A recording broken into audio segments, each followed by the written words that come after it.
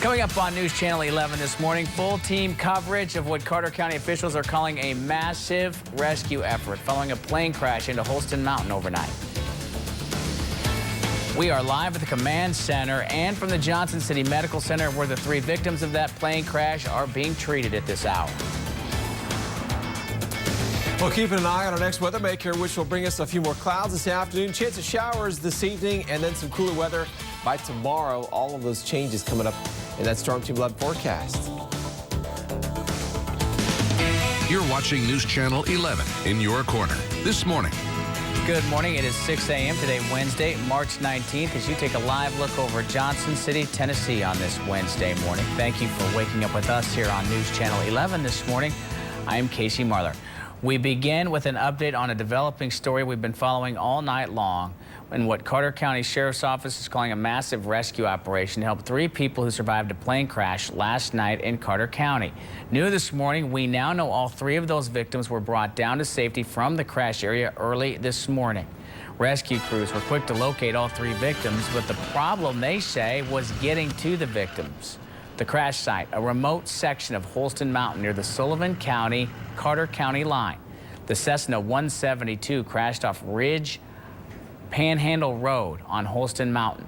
News Channel 11's Anna Zook has been live at Unaka High School all morning long, and she brings us the very latest on this developing situation. Emergency crews and everyone that set up the command center here this morning, they've cleared out and they are waiting for the NTSB and the FAA to get here this morning and to take them up to the wreckage site once it's daylight. What we do know is I was talking to Sheriff Mathis, Carter County Sheriff Chris Mathis, who gave us some idea of the timeline of when this plane crash happened.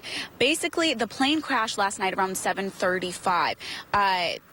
Emergency responders, they were able to get that 911 call just a few minutes later. And Sheriff Mathis credits those victims having cell service for saving their lives. The Wings Air Rescued, they were deployed and they were able to find the wreckage site just a few minutes later. What caused the problem was trying to get to the site, to get those victims out.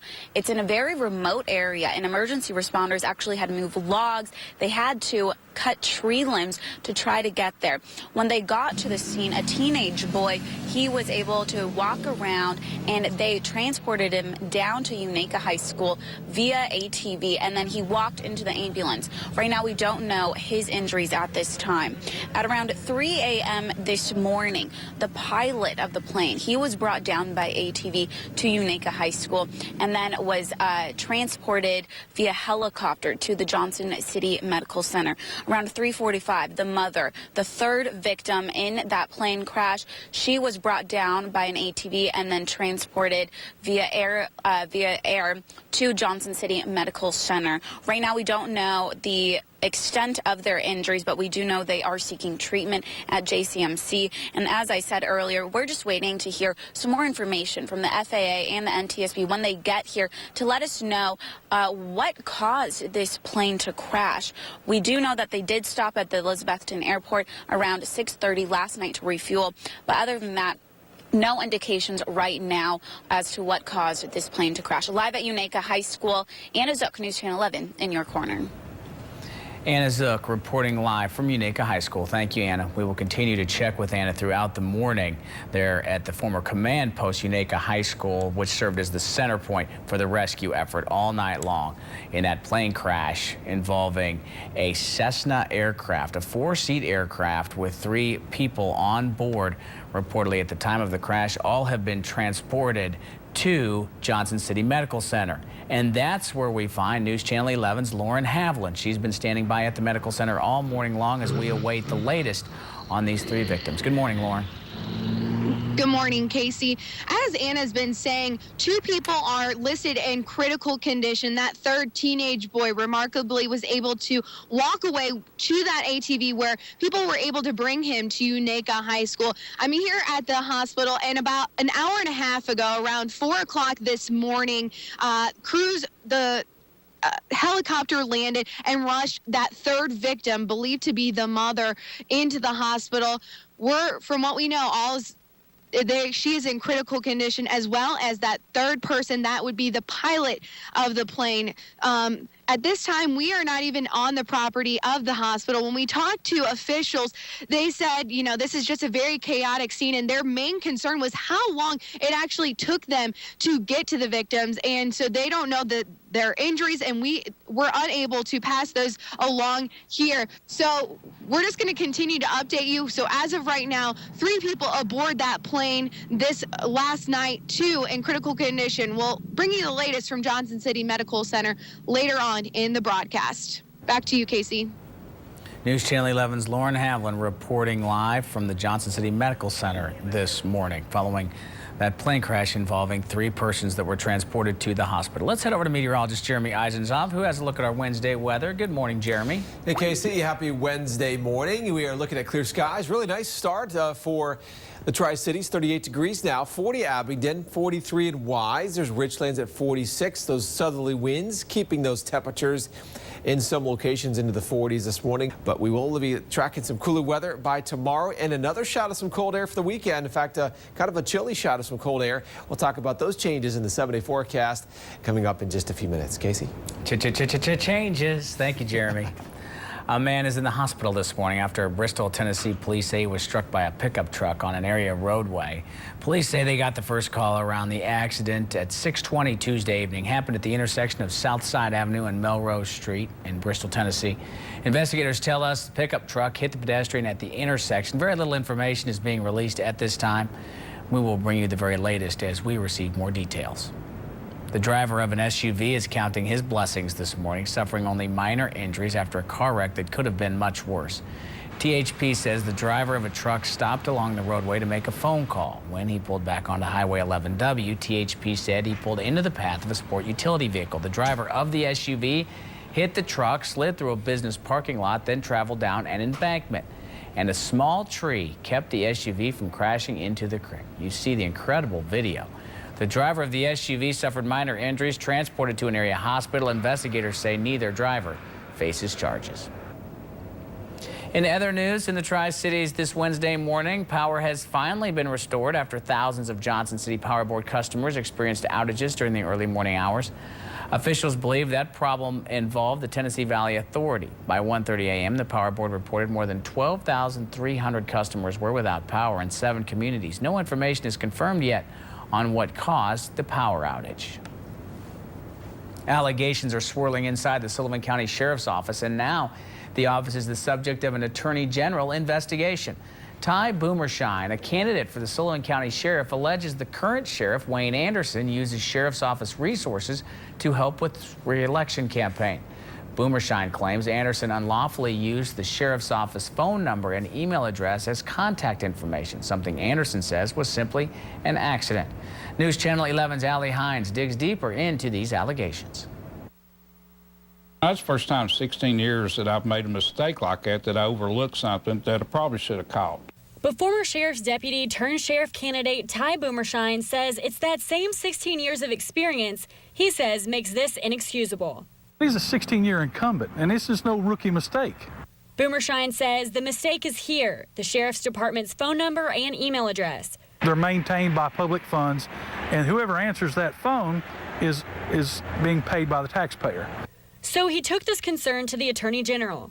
The charges are theft of services, and the law is very specific about diverting manpower, skills, resources, phone lines to your own personal gain. Sheriff Anderson maintains it was just an accident and says Boomershine is looking for something to use against him in the campaign. I really think you ought to stand on the issues and what the problems are that the public's having to deal with as far as crime, and not go to that extent to raise an issue over a cell phone or a phone number accidentally placed on a letter. I'm seeking the office of sheriff, but I'm also a county commissioner, and I have a responsibility to turn those things in. I'm accountable to the people's money also. To me, I think this is evident of my opponent's intentions just to muddy the water, try to make me look bad.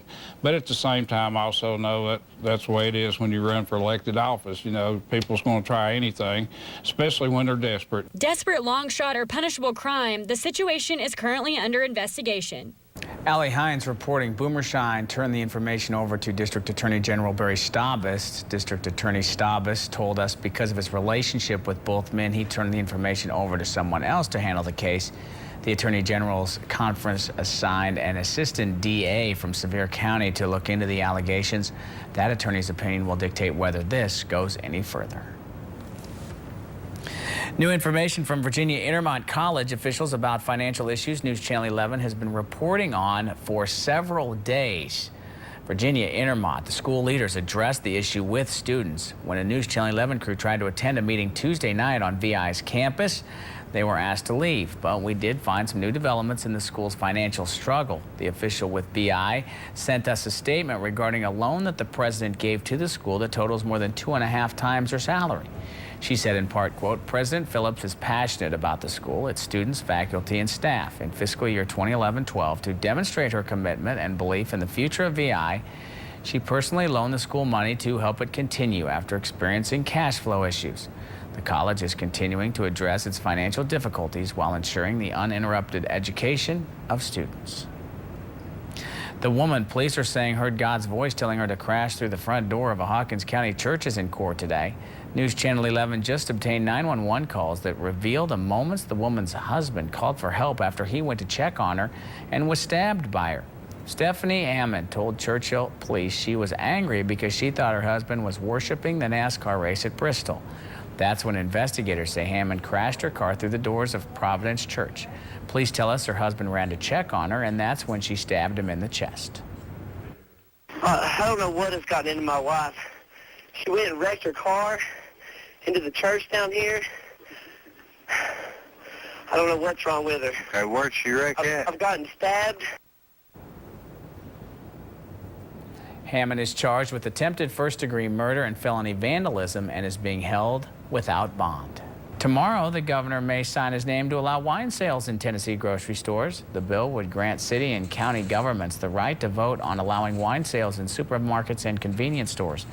On Tuesday, Governor Haslam said he still plans to sign it into law. The proposals also allow for local votes to take place as early as this fall, but would not allow supermarket wine sales until at least July of 2016. Now, an update this morning on a very brave 7-year-old Sullivan County boy who went through an extensive surgery. We reached out to Weston Keaton's mom, Julie, who told us Weston was waking up after a difficult time over the past few days. On Saturday, Weston was reportedly not acting like himself and appeared unresponsive. He went through a state of unconsciousness for a while, but yesterday, the Facebook page, Weston's Warriors, posted some photos of him sitting up and enjoying a lollipop. Weston's mom says a drug interaction did not go as planned, but he is making progress in the right direction.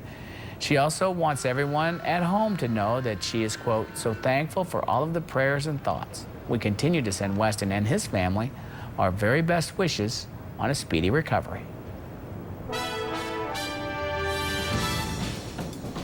We continue our full team coverage of what Carter County officials have called a massive rescue effort this morning after a plane crashed into a mountain last night. News Channel 11's Lauren Havlin is live in Johnson City Medical Center where the passengers of that plane are being treated. Lauren, what's the very latest?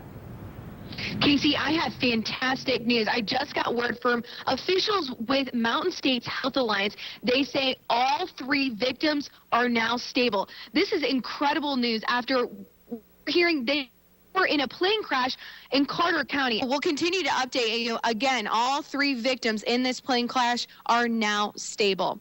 Live in Johnson City, Lauren Havlin, News Channel 11 in your corner. Thank you very much, Lauren Havlin, reporting live from Johnson City. The news continues to get better and better. And this is a look of the plane like the one that crashed into Holston Mountain. It is a Cessna 172 aircraft. On Cessna's website, it is called its most popular plane ever. It's a 4-seat aircraft, and as we've reported, there were 2 passengers and 1 pilot on board. The crash happened at 7:30. They were rescuing the 3 passengers all night long. That is a look at the teenager. He was the first one rescued and actually was able to walk to the ambulance. That teenager's mother and a pilot, reportedly a friend of the family, were also victims of this plane crash. The plane was going from Charleston, South Carolina 2 just south of Cleveland, Ohio. In a quick eye test of a map, you can see where Elizabethton is about halfway in between those 2 areas. A quick refueling stop suddenly turned difficult when the plane crashed into the mountain. All 3 victims were rescued and transported to Johnson City Medical Center. Originally, they were listed in critical condition, but just moments ago, News Channel 11's Lauren Havlin, who's live at the medical center, reported 2 of the victims in critical condition were upgraded to stable. The 3rd victim also now in stable condition. Taking a look at our top stories, all manpower to the command center. That was the message sent out to law enforcement across the Tri-Cities this morning, searching for help in what the Carter County Sheriff's Office called a massive rescue operation to help 3 people who survived a plane crash last night in Carter County. News Channel 11's Anna Zook is live at Unaka High School, where she has been all morning long following the developments. Good morning, Anna. Good morning, Casey. I was able to talk to Sheriff Mathis earlier this morning, who says today they're still investigating what happened. NTSB and FAA will both be here this morning. We'll do a briefing, and from that point on, we'll finish working with the U.S. Forest Service to make sure the wreckage is, after the investigation is completed, and have the wreckage removed. That's really interesting about this plane crash that Sheriff Mathis did mention is that he credits them having cell service for saving their life, because if they didn't, it is in such a remote area that the emergency crews wouldn't have been able to respond right away. And when the emergency crews were heading up to the wreckage site, they actually had to move logs. They had to cut tree limbs to get to those victims. For now, I'm live at Unaka High School, and we'll be following this story throughout the entire day to bring you the latest details. Casey, we're going to send things back to you. Great work this morning. Anna Zook reporting live from the former command post, Unaka High School. They're following the plane crash that sent 3 people to the hospital. We continue our coverage of this plane crash with a trip to the Johnson City Medical Center, because that is where we find News Channel 11's Lauren Havlin, who's been following the victim's progress all morning long. Good morning, Lauren. Good morning, Casey, and everyone else in the Tri-Cities. We have fantastic news for you this morning. After a horrible plane crash in Carter County last night, all 3 victims that were on board the plane are now in stable condition. 2 were listed in critical condition earlier night. That was the mother and the pilot of that teenage boy that was on the plane. He was able to ride down on the 18 from Holston Mountain, was able to walk to the ambulance. Right now, after being lifted, the pilot and the mother airlifted here to Johnson City Medical Center. Again, I talked to Mountain State Health Alliance officials. They have confirmed that all 3, the teenage boy, the mother, and the pilot, are all in stable condition this morning. What those injuries are at this time, we're not sure, and when they might be released, we're unsure of that either. But talking with officials, they said a doctor will be speaking with us on their conditions later on this morning. So stick with us throughout the day on Facebook, online, and of course right here on News Channel 11. Live in Johnson City, Lauren Havlin, News Channel 11 in your corner. For Jeremy, Anna, and Lauren, I'm Casey Marler. Have a great Wednesday.